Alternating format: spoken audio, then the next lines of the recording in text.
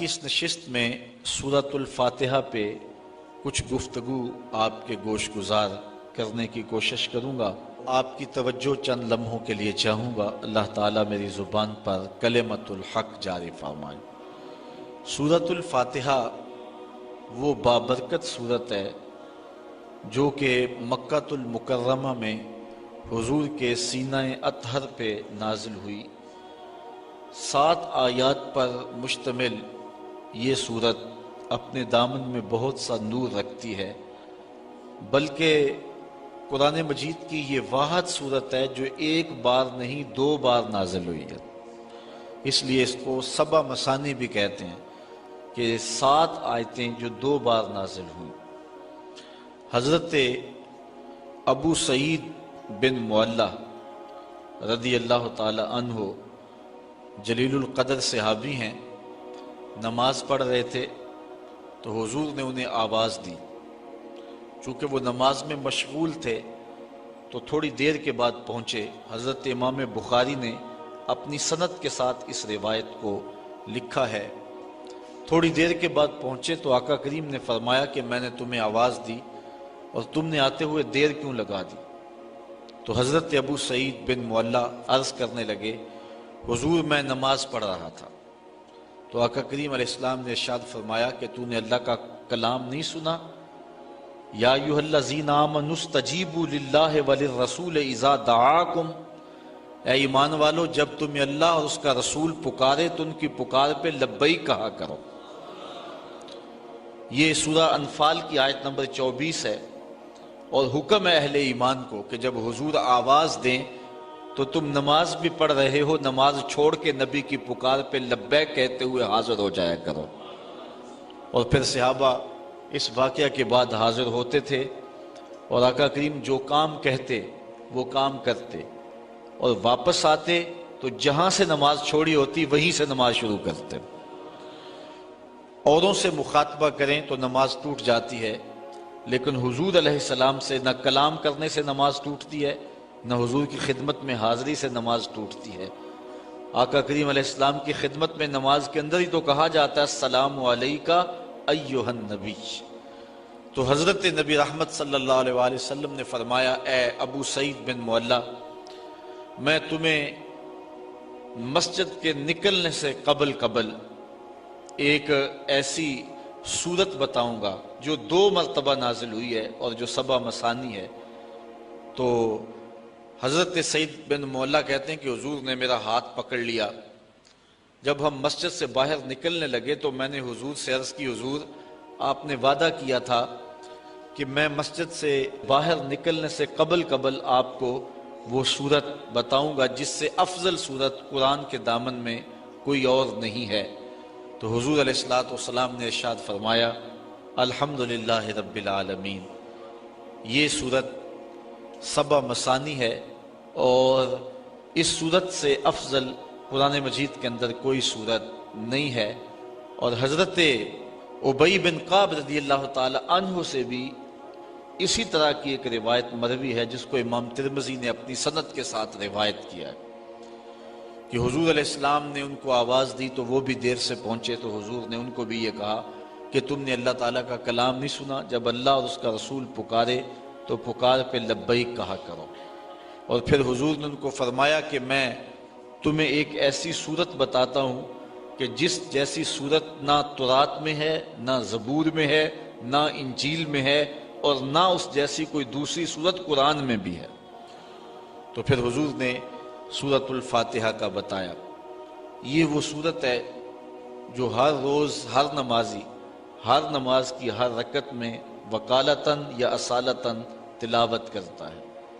اگر کوئی 5 گانا نماز پڑھنے کی توفیق رکھتا ہے تو وہ دن میں 48 مرتبہ اس سورت کو تلاوت کرتا ہے۔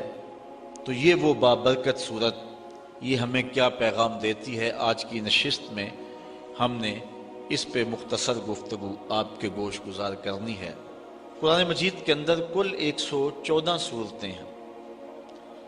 سورہ توبہ کے علاوہ ہر سورت کے ابتدا میں تسمیہ شریف بسم اللہ الرحمن الرحیم موجود ہے۔